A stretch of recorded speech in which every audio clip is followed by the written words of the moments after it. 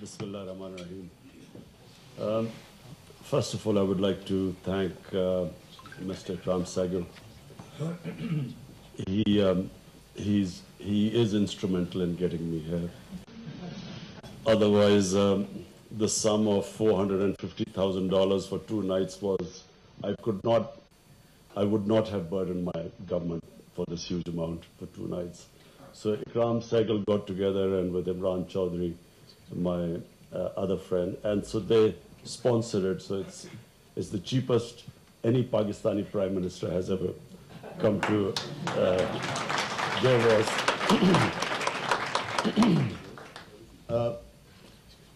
But even before this, Ikram always invited me because he wanted Pakistan's point of view to come across to the international audience, and especially Davos, where you have world leaders in business and economy and political leaders. So I have been here before. And I always found that this is, Davos is such a gathering of people. Normally you would sort of meet such people over a period of 6 months, a year, traveling around.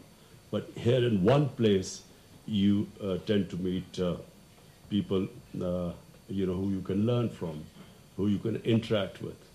So Ikram, thank you very much for inviting me here and being a partial sponsor of my visit. Let me just, first, just a brief thing about myself, so you understand how what my motivation is and how I function. There were far more talented cricketers than me when I started my cricketing career. And when I started, a lot of people were skeptical. I was dropped after my first test match I played, and I was butt of all the jokes of the cricket team. And then it took me 3 years to get back into the team. And then,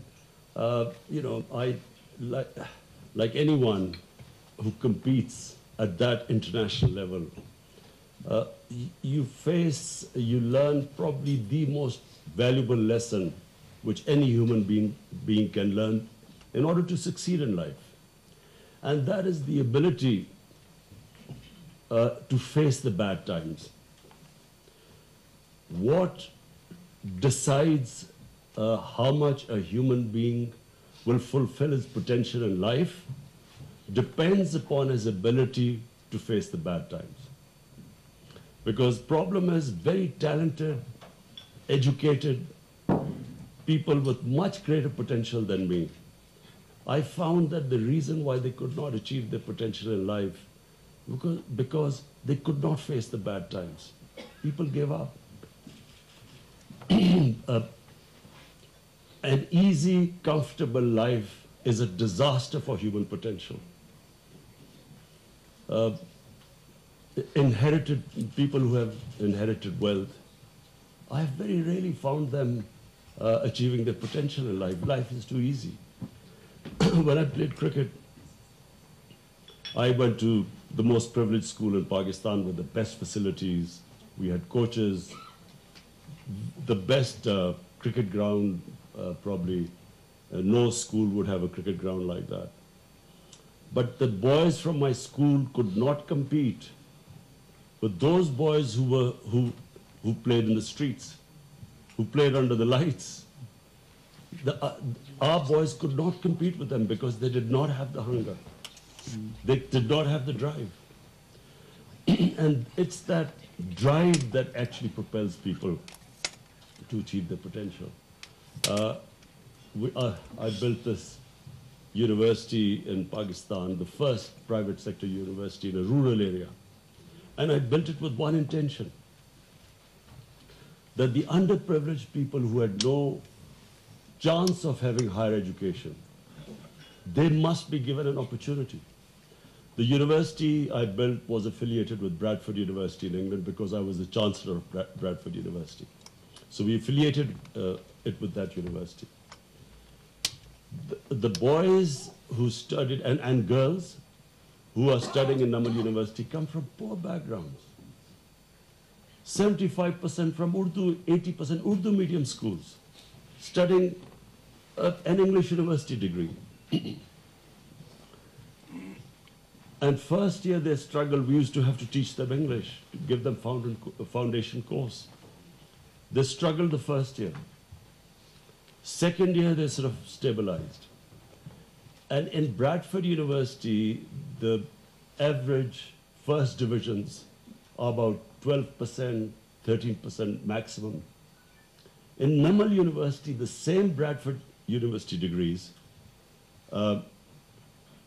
examined by Bradford University professors, they got between 55 to 60% first divisions. Poor background people who didn't even have strong basics because they had greater motivation. They had greater hunger. So in sport, I learned how to compete. And the valuable lesson, face the bad times. So I give you an example. Once we got thrashed by India. We went to India to play a series. We got thrashed. So now the team is on the way back to Pakistan. And what is the discussion going on in the dressing room? How to get to Pakistan in the middle of the night so that there would be no one at the airport. When we arrived at the airport at 4 a.m. in the morning, the custom people made us stand there for 2 hours, confiscated everything, and they made sure that it was light enough so that when we got out, the taxi drivers sort of gave us hell. And yet at the same airport, I arrived 7 years later, having beaten India. And we never even made it to the customs. There were 150,000 people at the airport to receive us. Oh. So you see, when you have these ups and downs in life, the most valuable lesson, you never lose your head when you go up, and you know the dynamics of coping with the bad times. So the difference in my philosophy. I was 9 years old when I wanted to be a test cricketer. I watched my first cousin. My mother took me to this match in Lahore. He scored a century against England. And I looked at him and I said, I want to be a test cricketer. And it never occurred to me that I would never become a test cricketer. I always thought it was a matter of time. I never realized the struggle I had to go through. Similarly, when my mother died of cancer, I didn't realize there's not a cancer hospital in Pakistan. And then I realized that I could take my mother out for cancer treatment. What happened to the 95% of the people in the country? So that's when I decided I would build a cancer hospital. I have to confess I was never much of a charity type of a guy. I was not into really giving people, because basically the philosophy of professional sport is that there are no prizes for coming second. You do not have compassion for the losers. So it was actually watching that pain that I decided, watching my mother suffer, I decided I wanted to build this hospital. And I'd never realized how difficult it would be. 4 years of running around, I wasn't getting anywhere. And then Mr. Razak Daud is sitting here. He was on the board of governors, and he knows the meeting. We called 20 doctors of Lahore, top doctors, and said, look, how do we go about building this cancer hospital? And this is after 4 years of running around like a headless chicken. And out of 20, 19 said you can't build a cancer hospital in Pakistan. And one said that you might be able to build it, you cannot give free treatment to poor cancer patients because it's very expensive treatment. So, my dream was to build a hospital. And so what I went through, the things I had to do, was the greatest learning experience in my life. And eventually when we built the hospital, just to give you an idea now, the hospital was built in 700 million rupees. The annual loss the hospital suffers for treating 75% of the cancer patients free, which was my dream, It wasn't just the dream of building a hospital. It was that poor people should get free treatment. The annual loss is 10 billion rupees. Hospital bill for 700 million, annual loss is 10 billion. So imagine, I mean, had someone told me that, look, this is what you, after building it, you have to spend 10 billion collecting every year. And then I'd go to politics. Everyone laughed at me.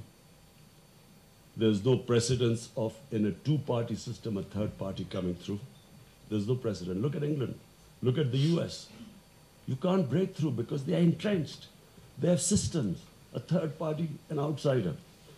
So for 15 years, people laughed at me. 15 years, I was butt of all the jokes in politics. It was me sincerely going around, look, we want good people to come. Let's all good people get together. And I didn't realize that the good people were the most cowardly people. They were scared of coming into politics. So anyway, the thing is, the Almighty has given all of us tremendous potential. We are His greatest creation, Ashraful Makhluqat. Problem is, we don't know this. And we let ourselves down. Because that potential, we only achieve that potential if we know how to struggle. We only achieve that potential if we have these big dreams. And whatever the human mind can picture can happen. This is how much potential all of us have. Problem we face is that we give up on the way. When the bad time comes, we put up our hands and say, we have a plan B. The human potential, the bigger the dream, the bigger the struggle, but you achieve it when you do not have a plan B. There is no going back. You have to burn your boats. Wherever you go after a big ambition, you should never, never, never think of compromising on that dream.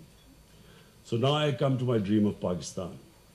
You see, I believe, and I always believe, because I grew up in 60s, when you cannot imagine the optimism we grew up with about Pakistan. It was one of the fastest growing countries. Our head of state, Ayub Khan, went to the United States. The president of the US came to receive him at the airport. He had a ticker tape reception, open car, people throwing, how they greet those people in the US. He goes to England, he's treated like royalty. Pakistan, there was hope. People believed the country had potential. It was the fastest growing country in the 60s in Asia. We were a model for development.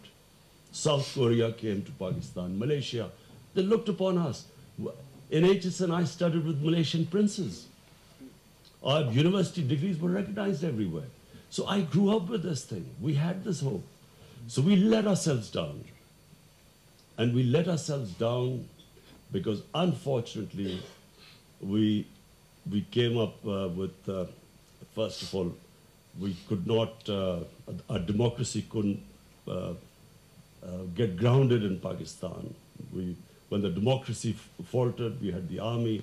When the army came in, they wanted their own puppets, who were not leaders. And so we went into this musical chairs.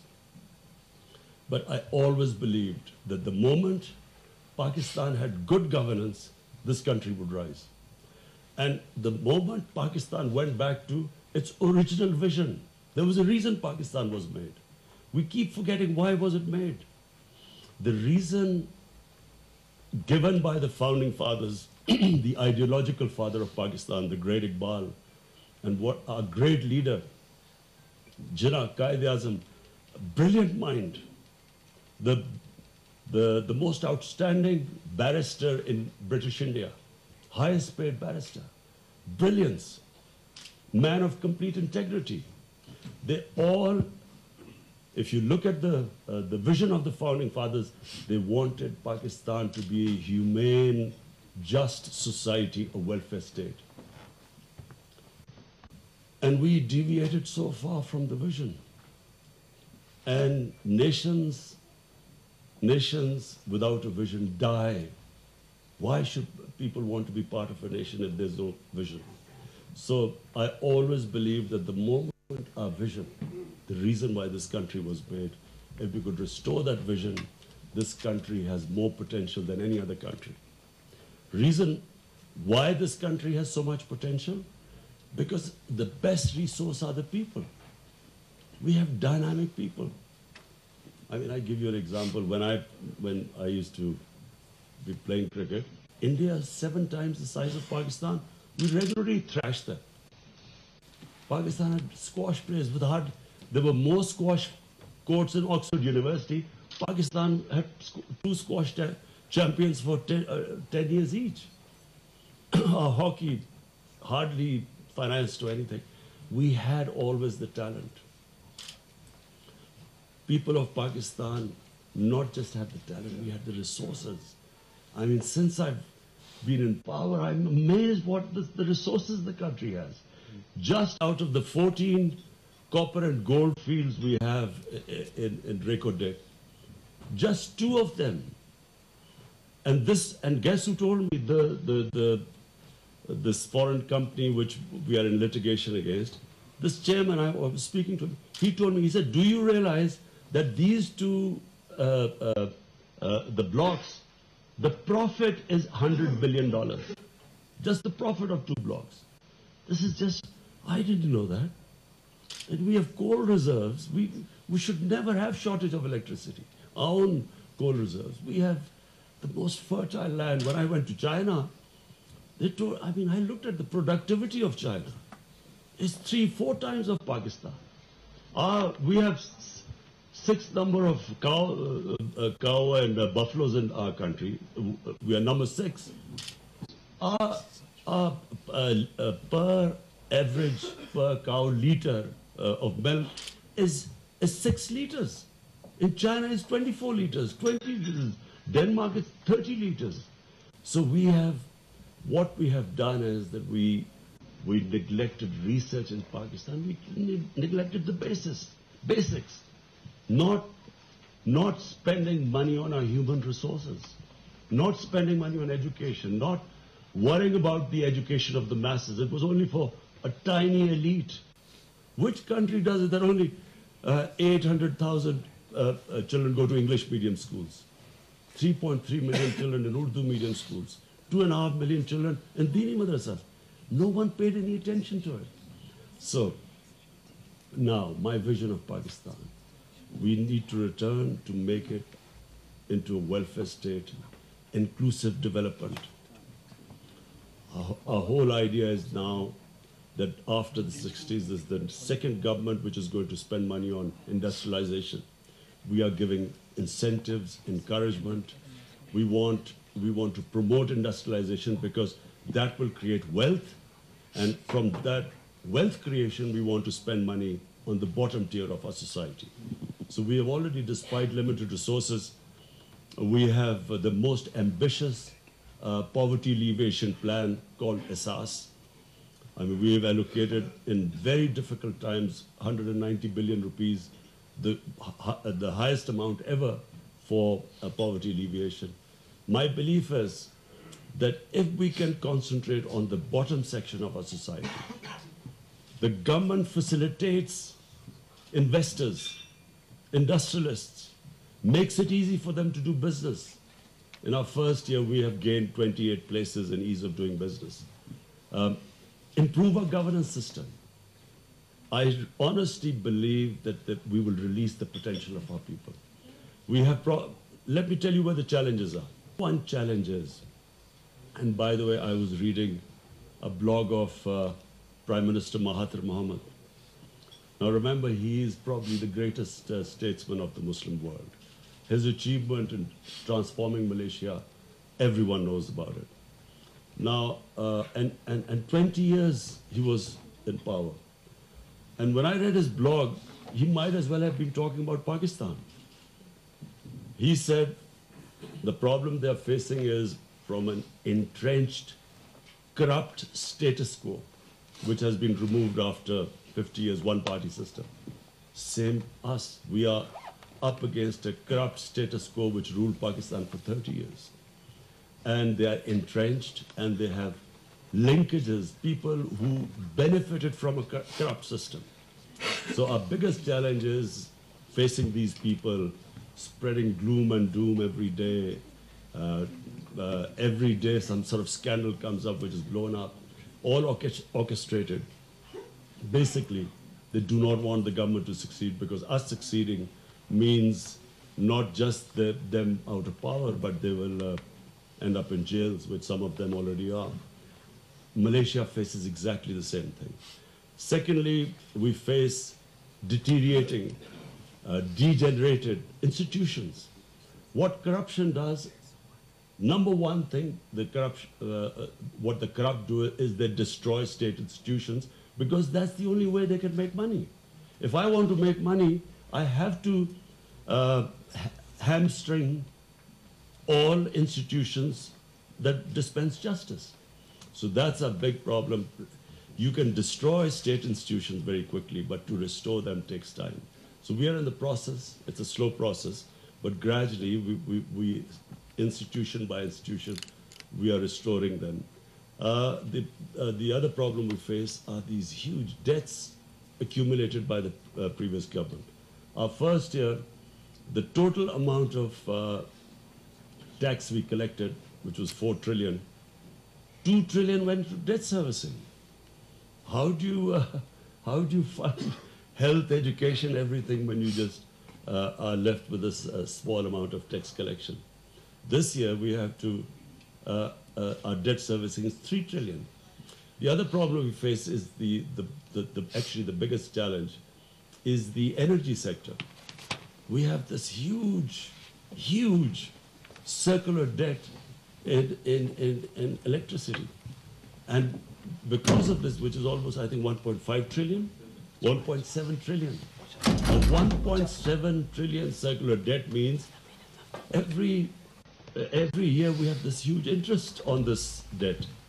So that is a big challenge, and we have decided when we go back, we will get all the stakeholders. We are going to discuss how, because we cannot put more burden on the consumers of electricity, because these interest payments, so this is the other challenge. And of course, the problem is that you give expensive electricity to the industry, to especially the small medium industry. So it reduces our competitiveness in exports. So this is a big challenge. The direction we have taken is industrialization, which means wealth creation. Secondly, export-oriented growth. So far, our problem have been that our growth rate goes up, and then we have a bit of a boom, and then we go bust, because we then end up with a big current account deficit, and then we have to go to the IMF. This time, what we're trying to do is, the big difference is export-led growth. And so this change, of course, is quite painful, because the growth rate has to come down. You know, people are hurting in Pakistan. As I keep mentioning, I've never faced so much abused and hammered so much in the media as I have in the past one and a half years. Being in public eye for 40 years, used to criticism, because, you know, when you lost, you knew what you were in for. When you won, But this one and a half years has been exceptional. I really had to develop a very thick skin. In fact, thank God, mercifully, you know, I know that all the dynamics of bad times. So the first thing you do is do not read the newspapers.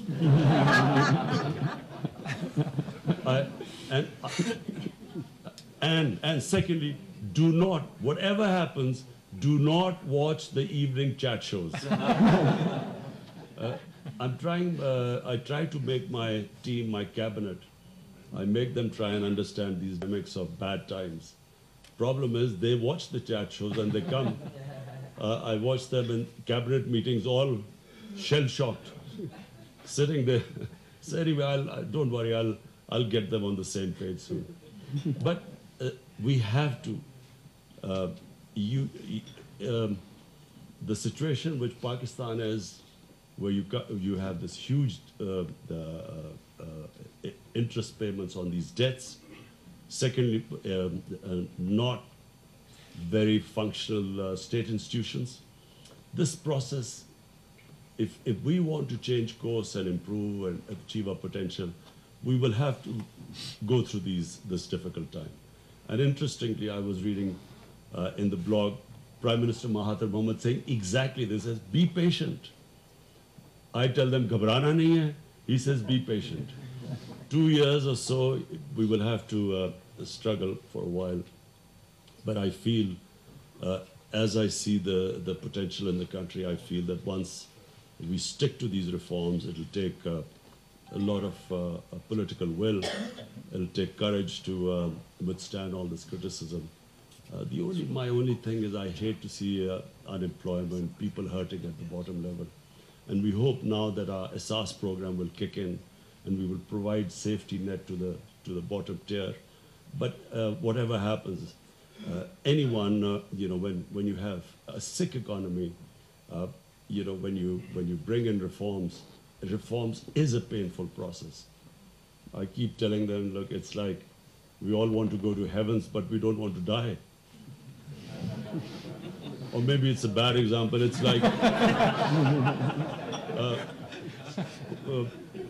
we want to cut out the tumor, but we don't want the operation or feel the pain of the operation. So it is going to be difficult. But I do feel that we have, the first year has been, in my opinion, we have done remarkably well in the sense that our current account deficit, which is the one biggest thing, anyone looking into an economy of a country, the one thing they look upon is your current account. Is it a deficit or a surplus? Surplus means you're well. Deficit means you've got problems. So we reduced it by 75% in the first year, which I think is a great achievement. And that is reflected in the rupee stabilizing, in fact, gaining a little bit. It is reflected in the stock market now, which has regained all what it lost. And it's reflected in investment, foreign investment. In the last 1 year, we had 200% increase in the foreign investment. So the direction is right. But I still feel that, we have a struggle ahead. But I'm an optimist, and I think we are on the right track, and I see good times ahead for Pakistan. ठीक है मैं इसका सिर्फ जवाब दे दूं आपके लिए the greatest resource of Pakistan are the overseas Pakistani. Some of our best minds, some of our best professionals, some of our best entrepreneurs are sitting outside Pakistan. And what we are trying to do is to create that environment for them to come back. Some of them are already back. My finance minister was somewhere in Egypt, where I don't know where you were, Dubai. The other, Raza Bakr, our state bank president, was in Egypt working for IMF. There's Tania, who was in Singapore, Google. So we already have attracted overseas Pakistanis. And we will keep creating that environment for them to come back, because they are our best resource. And I always believe that once, as we are making it easier and easier for people to do business, the cleaner governance we give our overseas Pakistanis, the highest amount of foreign investment, I believe, will come from overseas Pakistanis, small businesses, small industries.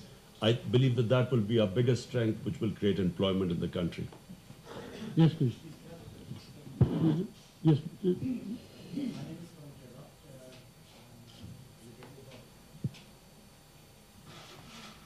My name is Khunum Shahzad. I'm related with PTI Switzerland. My question is, first of all, sir, thanks a lot for representing us over here at Davos. Ask the question, please. As Pakistan's Prime Minister, that's a pride for us. My question is there a plan for the government? Because your vision is clear. You want to make Pakistan a welfare state. You want to make it a social welfare state as well. The strategies are in place. You have new programs which are in place. But what we lack is the implementation on ground. It's the the practical implementation of these policies, that is something which you are lacking. So is there a comprehensive plan to make it show, because there's a lot of dissatisfaction amongst the masses in Pakistan as well, and in the overseas communities which we are representing. Look, I repeat that, when you are going through a process of reforms, and specifically institutional reforms, you cannot hope that one institution, the moment the government changes, it improves. Especially in our case, where it's the first time PTI has been in power at the federal government level. So therefore, it is a slow process. As I said, you can destroy an institution immediately, but to build an institution does take time. And especially when, when unfortunately the government institutions were used as giving employment to people. So they're all bloated institutions. I'll give you an example of health ministry. We examined the health ministry and we discovered out of 370 people working in the health ministry, there are only 15 with health background. The rest are all just people given employment there. So it's same with PIA, same with railways. All government corporations have been loaded with these people with no work. And so as we all know that if for one job you have 3 people, no one will work. And this is what we face. And then when we bring the changes in, unfortunately, they go to the courts and get a stay order. There was a case in one of the hospitals, we discovered that in the cardiology institute, the mortality rate was 25%. Out of 125 used to die. So we removed the head of the department. He got a stay order and was there for 6 more months. So it's, there's a whole process of change takes time, because we now, with the new Chief Justice, we are going to sit down and work out how to stop this nonsense where they can all go and whenever you try and remove someone, unless you have a process of hire and fire, incentives and punishment, no institution can work. So whenever you try and fire someone, they go and get a stay order. So anyway, there's a whole process. It's a holistic change, and it will happen. It'll take time. Aisha, excuse me. Aisha. Assalamu alaikum. My name is Aisha Nawaz Chaudhry. I'm a member of Parliament from Punjab, and I am from the ruling party of PTI. One of the questions that I wanted to ask was that you mentioned Shaukat Khanum and how you did great work and raised money. But one of the things that we've been seeing is that even at Shaukat Khanum, when you were developing it, there was always a cost to doing those events and going around and raising funds. When we want to represent Pakistan internationally, Ikram Sehgal Saab, people like Imran Chaudhry Saab have stood by us and done great work. But should the government not stand up now and do these things and include it in its own cost to represent itself better? You see, Aisha, I believe that we should save money from spending all these monies on these expos, which are productive. But a country which for the time being is trying to follow a very rigid program of austerity, starting from me.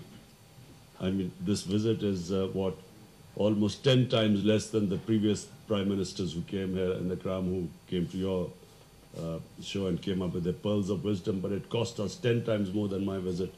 So it's an austerity program. But what we feel we should rely on, we have 9 million Pakistanis living abroad.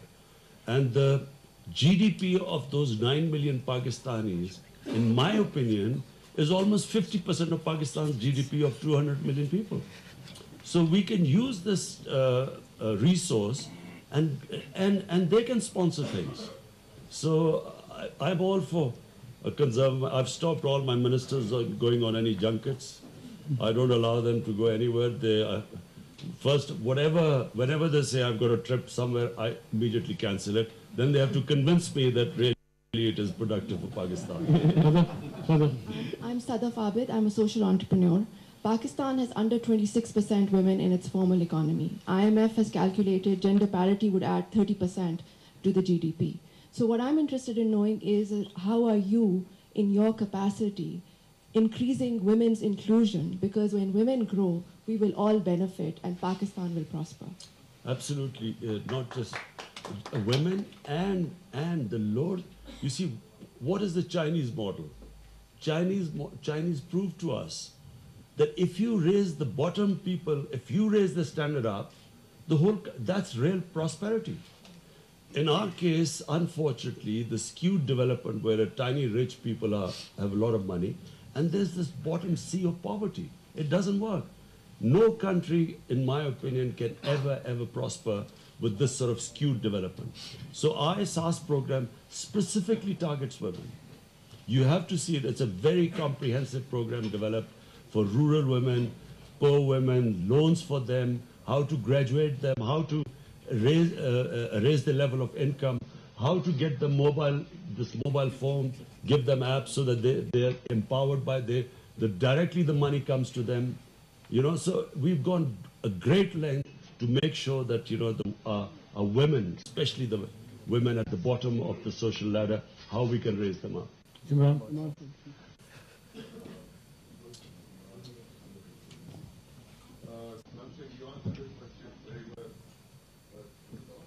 Mm-hmm. So what I understand from your answer is that when you were not in the government, it was a ground things like the now that you're in the government, now we have to support the government. So we are there. For a while, until we become very prosperous. Okay, one more question. So, the last, after that, the last question, please. Second last question. Hi, my name is Lara Hassanali. It's on. My name is Lara Hassanali. I'm an education and health specialist working with the World Bank. You spoke earlier very eloquently about वज़ीर-ए-आज़म Imran Khan DeVos में मौजूद हैं। Pakistan business breakfast at Davos की तकरीब से खिताब कर रहे हैं और पाकिस्तान की डेवोस की अहम कारोबारी शख्सियात भी यहाँ पर मौजूद है। सवालात किए जा रहे हैं जिनके जवाब वज़ीर-ए-आज़म इमरान खान इस वक्त दे रहे हैं। और आपको ये बताएं कि डेवोस एक ऐसा फोरम है जहाँ मुख्तलिफ ममालिक के लोग एक दूसरे से इंटरेक्ट कर This is probably not the forum, but I would like you to, in fact, it'll be on our website. We will give you the details of our SAS program. It is one of the most comprehensive programs. The bottom tier, how we are directly giving them cash, then how to graduate them to a high level, the sort of instruments we are using to raise their productivity, rural women in urban, giving them loans for startups. So we have a whole range of things now. The whole idea is this bottom tier of our society, and specifically women. Last question. One more question. That's it. Yes, please. Prime Minister Adnan Hassan, nice to see you and hear you again.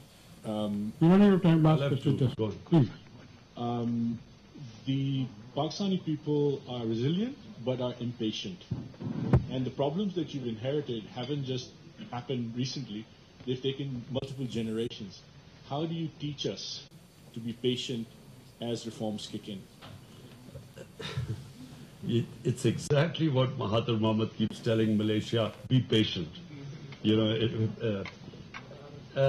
you see, it is. I have to say that it has, as I said, it has been the most difficult 15 months of my life. I have never experienced so many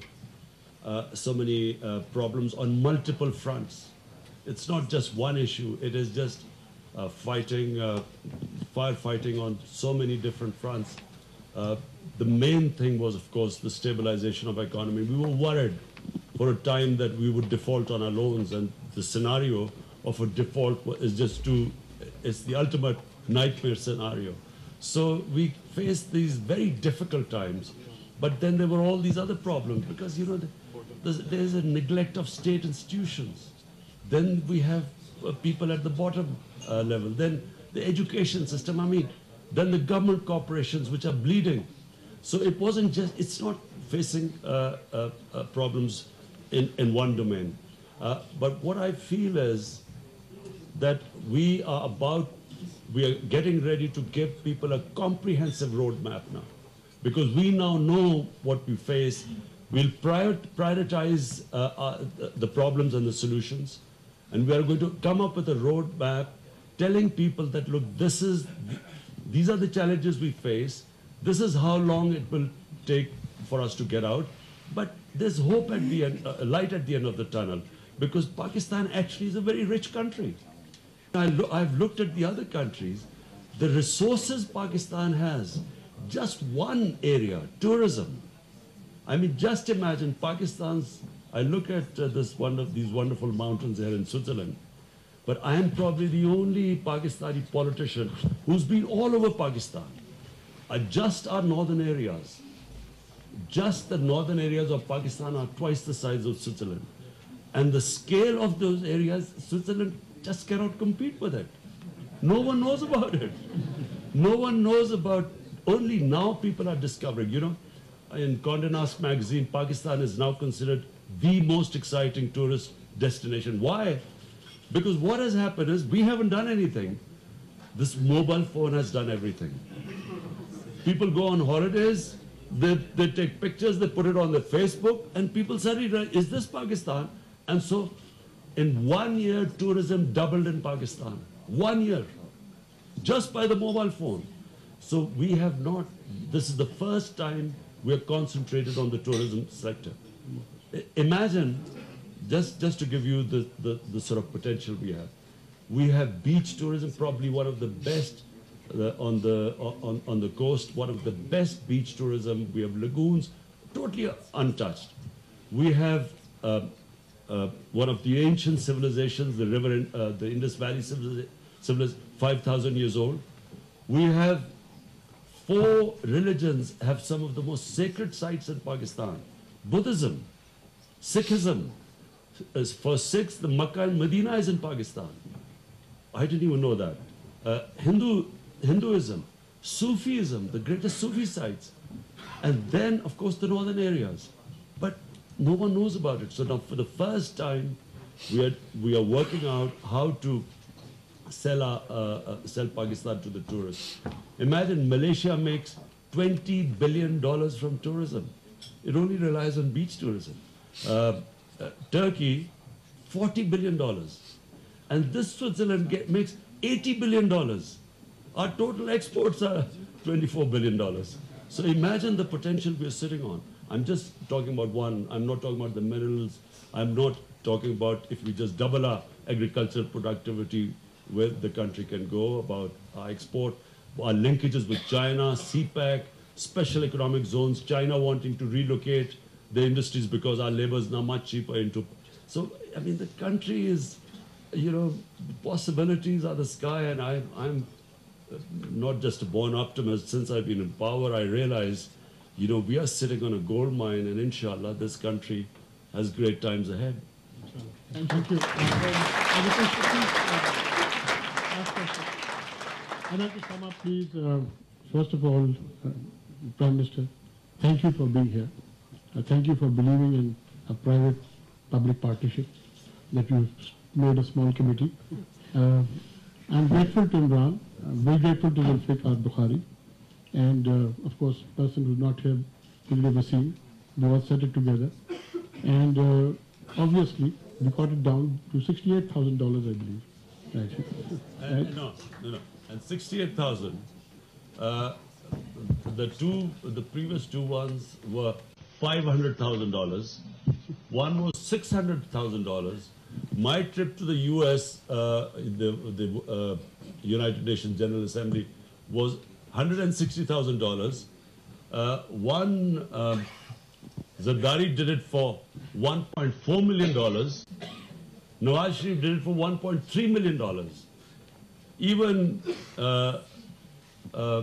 you know, in Punjabi we call Relu Kata. Hakan Abbasi, he did it for $800,000. So I'm just saying that a country which was accumulating in 10 years 4 times they increased our debt 4 times. Look the way the leaders were spending the taxpayers' money. I'd like to mention that I deliberately put, you have the present and the vision for the future. And both sides of you, I deliberately kept the future of Pakistan. On both sides sitting with you. The reason is we have to believe in our children. We have to believe in our destiny. And the Prime Minister is very right. We have the resources, both material and this thing, and we can do it.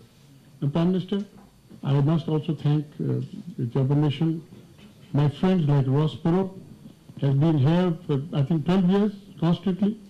Thank you for signing down to the title of industry and Roy Kulsum. I thank them. And thank Jeremy for being here. Thank the World Economic Forum team, Andrew Fletcher, who really helped us. And not forget me, who has sleepless nights putting everything together. The thing is, we have now stabilized. We have the resources for the drive. We would like to show you that that is possible. For this event, we brought together from Pakistan a small group of people from my company and a group. And if you permit me, I'll invite them on the stage to have a group photograph from Pathfinder Group, if they can come up, because they're the ones who put all this $68,000 together.